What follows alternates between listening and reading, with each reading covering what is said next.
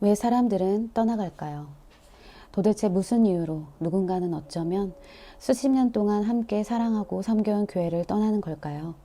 그들은 왜 가장 가까운 가족과 친구로부터 쓴뿌리가 있다거나 이기적이라거나 반항적이라는 정죄를 당하면서까지 친한 친구와 평생의 전례로부터 갑자기 달아나 외롭고도 불확실한 미래를 향해 배회하려 할까요? 급작스럽게 떠날지라도 보통 이런 일은 벼랑간 일어나진 않습니다. 그들이 갑자기 출석하지 않았다 해도 지난 20년 이상 내가 만나온 사람 중에는 누구도 수월히 혹은 돌연히 떠나온 이가 없었습니다.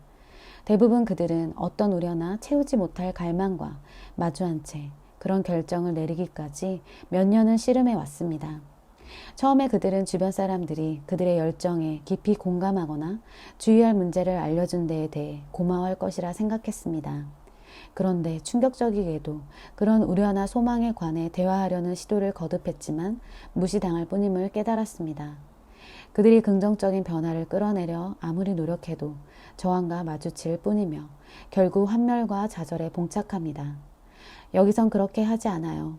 많은 이들이 다른 사람을 설득하려는 시도를 포기해도 그 갈망은 계속 커져서 마침내 교회에 앉아있는 이들이 점점 더 고통스러워집니다. 몇 년을 애쓴 끝에 결국 그들은 조용히 다니느니 그 갈망을 따라 나서는 수밖에 없다고 느낍니다. 소중히 여기는 사람들과 머물기 바라는 만큼이나 더 이상은 그들의 영적 열정을 저해할 정도가 된 그 예배에 참석하기 어렵다는 것을 깨닫게 됩니다. 이러한 가정은 내가 아는 사례 대부분과 비슷하지만 그 원인은 확연히 다를 수도 있습니다. 최근 나는 페이스북을 통해 결국 교회를 떠날 필요가 있다고 확신하게 된 계기가 무엇이었는지 질문했습니다. 그 결과 수백 명의 사람으로부터 들은 대답은 지난 20년간 내가 들어온 이야기와 일치했습니다. 그중 42%는 조직 생활과 봉사 요구 때문에 지쳤다고 답변했습니다. 그 가운데 일부는 그들이 가진 시간이나 에너지를 넘어서는 의무로 인해 탈진한 경우지만 대부분의 경우는 그들에게 부과한 대가에 비해 가치 있는 열매가 맺히지 못했다는 것입니다. 가장 부당했던 사례를 제외하면 누구도 교회가 전부 나빴다고는 말하지 않습니다. 그들 대부분은 예수님을 향한 열정이 교회의 요구사항을 행하는 것으로 대체되는 것이 두렵다고 말합니다. 또한 23%는 리더십이 정직하지 못하거나 혹은 독재하거나 조종하려 들기 때문에 더 이상 존경할 수 없었다고 합니다. 이는 한두 차례의 대립이 아닌 그들의 신뢰와 존경을 계속해서 무너뜨린 일련의 경험에 따른 결과였습니다. 다음으로 20%는 단지 더욱 진실한 관계에 굶주렸다고 합니다. 만났던 사람들이 정말로 그들을 알아가며 기쁨과 어려움 가운데 함께 걷기 원하기보다 상투적인 단답으로 일관하거나 너무 피상적이라고 느꼈기 때문입니다.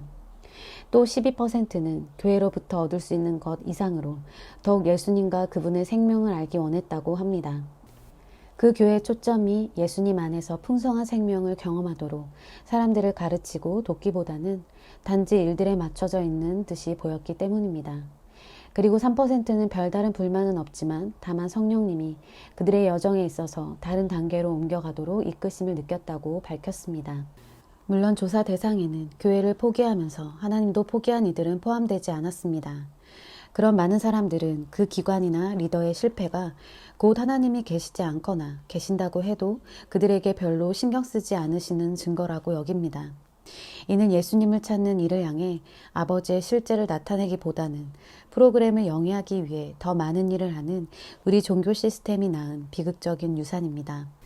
떠나는 사람 외에도 깊은 갈망을 채우지 못하는 예배에 앉아 떠난 이를 떠올리는 목회자나 교구원 같은 다른 이들이 있기 마련입니다. 그런 관계 때문에 떠나지 않고 의무감으로 인해 얼마나 고통스럽든지 남아있는 다른 사람들도 있습니다.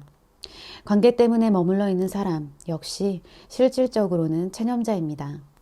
몸으로는 남아있어도 점차 드문드문해지면서 완전히 빠지게 되기까지는 시간 문제일 뿐입니다. 단순히 말하자면 떠난 이들은 대부분 있던 곳에서 영적 갈망을 더 이상 채울 수 없었기 때문에 나왔습니다. 그러니까 어느 날 문득 박차고 나온 것이 아닙니다.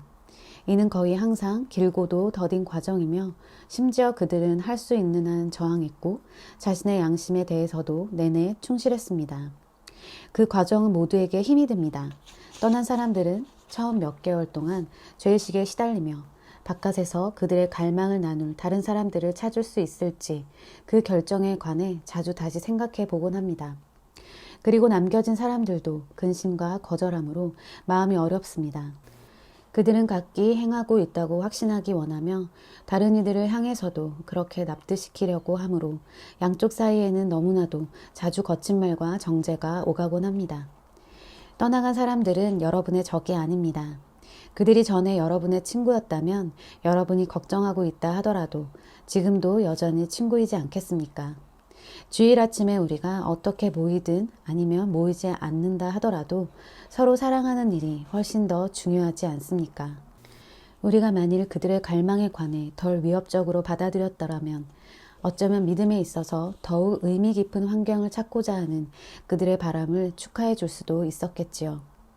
분명 떠난 사람 중에서 일부는 찾던 공동체를 발견할 수 없을 때 다시 돌아옵니다.